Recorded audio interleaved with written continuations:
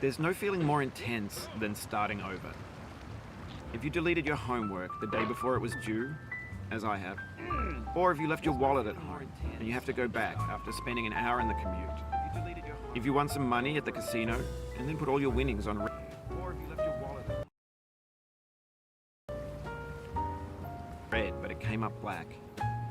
If you got your best shirt dry cleaned before a wedding and then immediately dropped food on it. If you won an argument with a friend and then later discovered that they just returned to their original view. Starting over is harder than starting up. If you're not ready for that, like if you've already had a bad day, then what you're about to go through might be too much. Feel free to go away and come back. I'll be here. Alright, thanks for coming with me on this trip. I'll understand if you have to take a break at any point. Just find a safe place to stop and quit the game. And don't worry, I'll save your progress, always, even your mistakes. This game is a homage to a free game that came out in 2002, titled Sexy Hiking. The author of that game was Jazuo, a mysterious Czech designer who was known at the time as the father of B games. And B games are rough assemblages of found objects. Designers slap them together very quickly and freely, and they're often too rough and unfriendly to gain much of a following. They're built more for the joy of building them than as polished products. In a certain way, Sexy Hiking is the perfect embodiment of a B game. It's built almost entirely out of found and recycled parts, and it's one of the most unusual and unfriendly games of its time. In it, your task is simply to drag yourself up a mountain with a hammer. And that act of climbing, in the digital world or in real life, has certain essential properties that give the game its flavor. No amount of forward progress is guaranteed. Some cliffs are too sheer or too slippery, and the player is constantly, unremittingly in danger of falling and losing everything.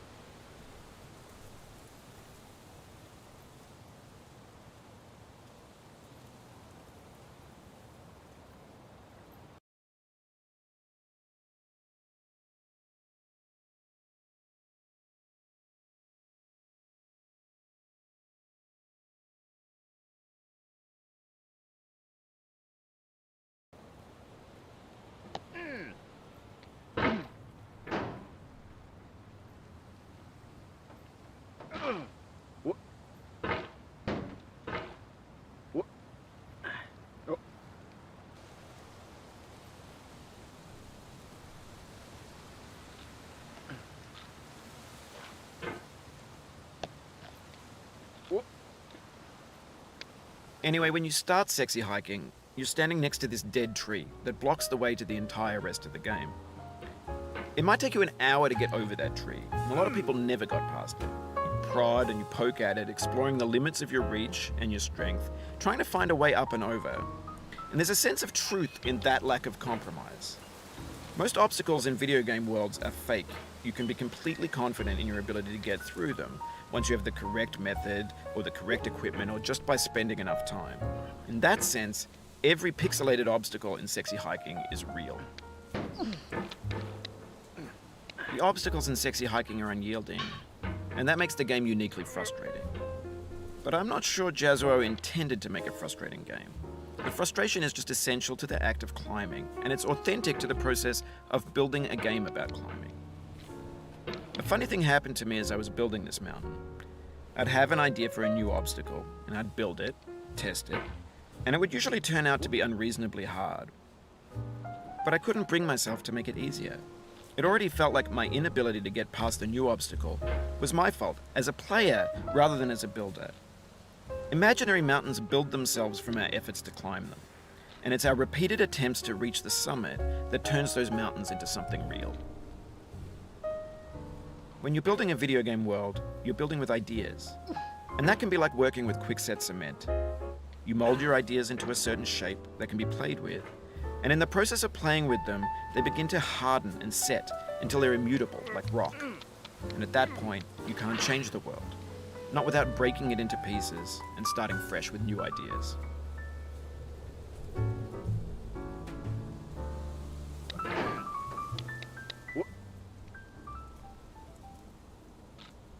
For years now, people have been predicting that games would soon be made out of prefabricated objects, bought in a store and assembled into a world. And for the most part, that hasn't happened, because the objects in the stores are trash. I don't mean they look bad or that they're badly made, although a lot of them are. I mean they're trash in the way that food becomes trash as soon as you put it in the sink. Things are made to be consumed and used in a certain context, and once the moment is gone, they transform into garbage. In the context of technology, those moments pass by in seconds.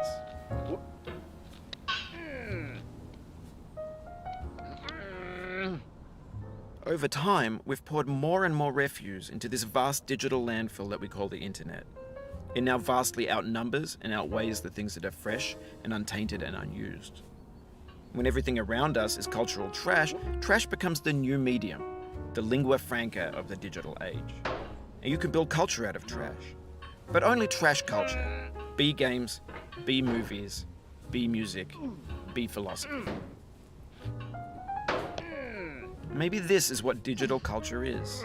A monstrous mountain of trash, the ash heap of creativity's fountain. A landfill with everything we ever thought of in it. Grand, infinite, and unsorted.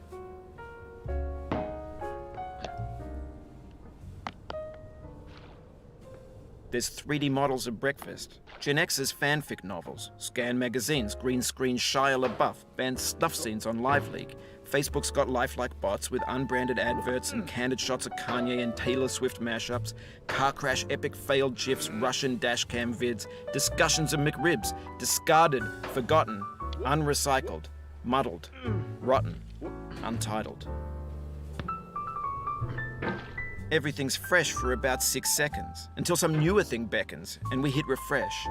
And there's years of persevering disappearing into the pile, out of style, out of sight.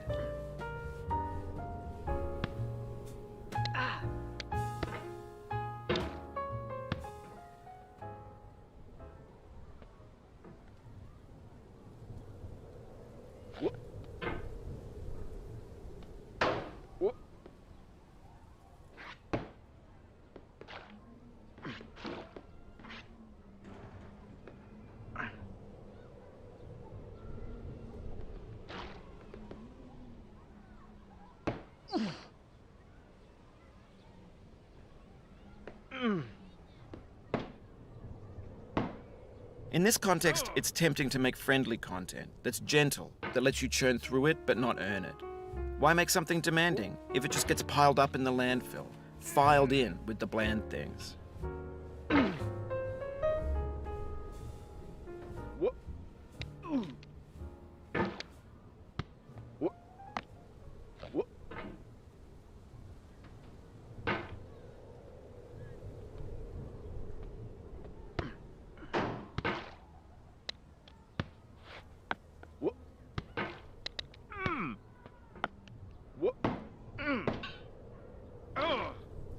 Oh, you just lost a lot of progress.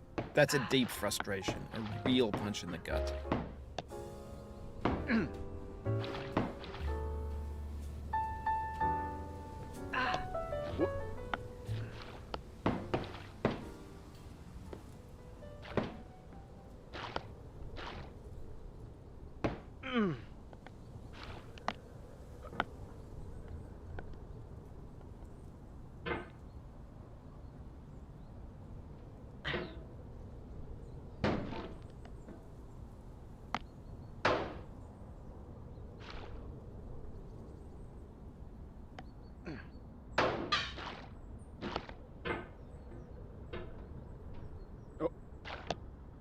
Oof, sorry about that.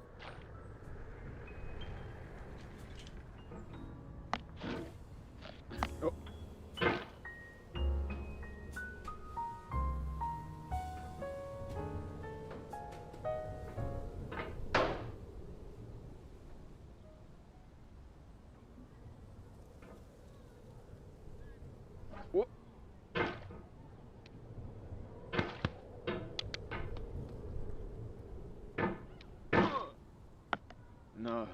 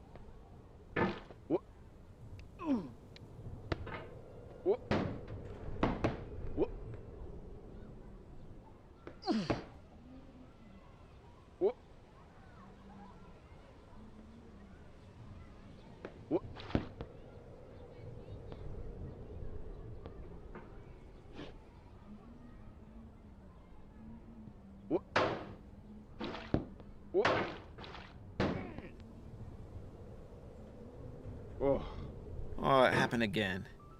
Keep on trying. Don't let it get to you. Oh, no.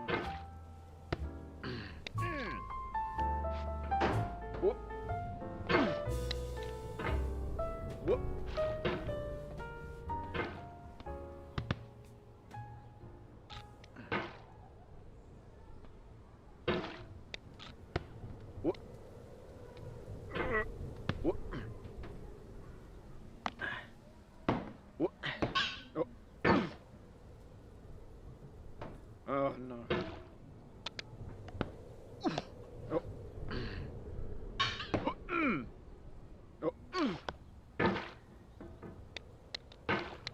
This thing that we call failure is not the falling down, but the staying down. Mary Pickford.